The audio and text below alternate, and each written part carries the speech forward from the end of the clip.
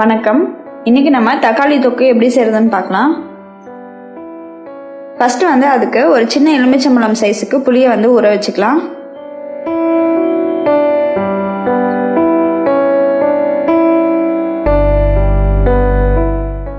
நான் இதுக்கு 1 கிலோ தக்காளி எடுத்திருக்கேன். அதை இந்த மாதிரி கட் பண்ணி எடுத்துக்கோங்க.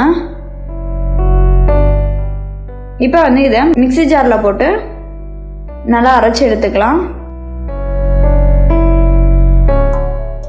எல்லா தக்காளியும் இந்த மாதிரி அரைச்சி எடுத்துக்கோங்க. தண்ணி சேர்க்காதீங்க. இவன் பாருங்க, தண்ணி சேர்க்காமயே இது எவ்வளோ லிக்விடாக தான் இருக்குது. இப்போ நம்ம தாளிக்கிறதுக்கு ஒரு வாணலியில் 50லேருந்து 100 ml வரைக்கும் நீங்கள் எண்ணெய் சேர்த்துக்கலாம். நான் நல்லெண்ணெய் எடுத்திருக்கேன். நல்லெண்ணெய் சேர்த்திங்கன்னா உங்களுக்கு அந்த தொக்கு ரொம்ப நாளைக்கு கெடாமல் நல்லாயிருக்கும். கொஞ்ச நாள் தான் வச்சு யூஸ் பண்ணுவீங்க அப்படின்னா கொஞ்சம் ஆயில் கம்மியாகவே யூஸ் பண்ணிக்கலாம். நிறைய நாள் கெட்டு போகாமல் இருக்கணும் அப்படின்னா நல்லெண்ணெய் கொஞ்சம் நிறையா ஊற்றிக்கோங்க.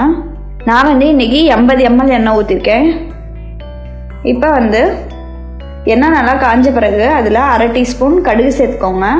கடுகு நல்லா பொரிஞ்சு வந்த பிறகு அதில் 1/2 டீஸ்பூன் உளுத்தம்பருப்பு, 1/2 டீஸ்பூன் கடலைப்பருப்பு சேர்த்துக்கோங்க. இப்போ அதில் 1/4 டீஸ்பூன் பெருங்காயம் சேர்த்துக்கலாம். ஒரு கொத்து கருவேப்பிலையில் சேர்த்துக்கோங்க. அடுத்ததாக ஒரு 20 பல் பூண்டை இதில் சேர்த்துக்கோங்க.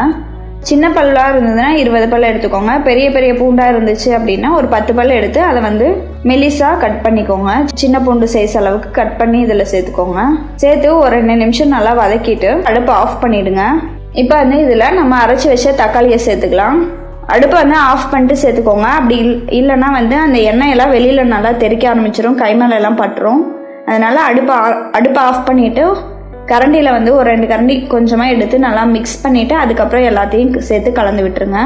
எல்லா தக்காளியும் சேர்த்துட்டு அடுப்பை ஆன் பண்ணிக்கலாம். இப்போ நான் இதுக்கு 1 டீஸ்பூன் மிளகாய்த்தூள் சேர்த்துருக்கேன். உங்களுக்கு காரம் எப்படி வேணுமோ அதுக்கு தகுந்த மாதிரி அதிகமாகவோ கம்மியாகவோ சேர்த்துக்கலாம். 1 டீஸ்பூனுங்கிறது மிதமான காரமாக இருக்கும். காரம் அதிகமாக சாப்பிட்றவங்க இன்னும் ஒரு 1/2 டீஸ்பூன் சேர்த்துக்கோங்க. 2 சிட்டிகை மஞ்சள் தூள், 1/4 டீஸ்பூன் வெந்தய பொடி சேர்த்துக்கோங்க. 1/2 டீஸ்பூன் உப்பு சேர்த்துக்கலாம். இப்போ தக்காளி பார்க்கறதுக்கு நிறையா இருக்க மாதிரி இருக்கும். இதை நல்லா சுண்டி வரும்போது கம்மியாக தான் இருக்கும். அதனால நான் இப்போ 1/2 டீஸ்பூன் தான் சேர்த்துருக்கேன். இது நல்லா சுண்டி வரும்போது அதை லைட்டாக டேஸ்ட் பண்ணி பார்த்துட்டு உங்களுக்கு உப்பு தேவைப்பட்டால் கொஞ்சம் சேர்த்துக்கோங்க. இப்போ பாருங்கள், 1/2 மணி நேரத்துக்கு அப்புறம் இந்த மாதிரி ஒரு பாதி அளவுக்கு குறைஞ்சிருக்கு. இப்போ இதில் நம்ம ஊற வச்சுருந்த புளியை நல்லா கரைச்சிட்டு அதில் உள்ள கசண்டெல்லாம் எடுத்துட்டு அந்த புளியை மட்டும் ஊற்றிக்கோங்க.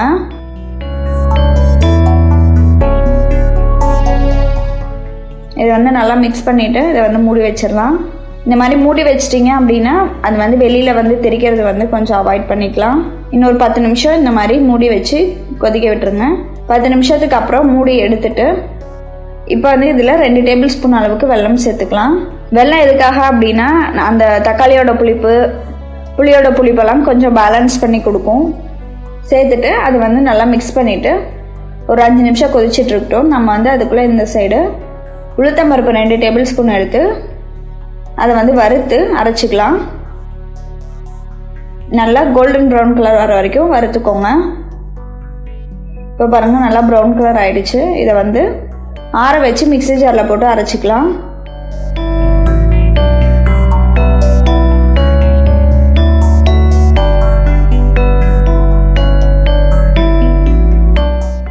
இந்த மாதிரி பவுடர் பண்ணி எடுத்துக்கோங்க.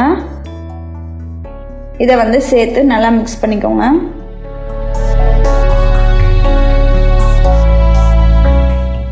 இப்போ நான் டேஸ்ட் பண்ணி பார்த்தேன். உப்பு கொஞ்சம் கம்மியாக தான் இருந்துச்சு. அதனால இன்னொரு 1 டீஸ்பூன் அளவுக்கு உப்பு சேர்த்துருக்கேன். இப்போ உங்களுக்கு காரம் பத்தலை அப்படின்னாலும் கொஞ்சமாக சேர்த்துட்டு ஒரு 5 நிமிஷம் நல்லா கிண்டி விட்டு இறக்கிக்கோங்க. இப்போ தக்காளி தொக்கு ரெடி ஆயிடுச்சு. நீங்களும் உங்கள் வீட்டில் ட்ரை பண்ணி பாருங்கள்.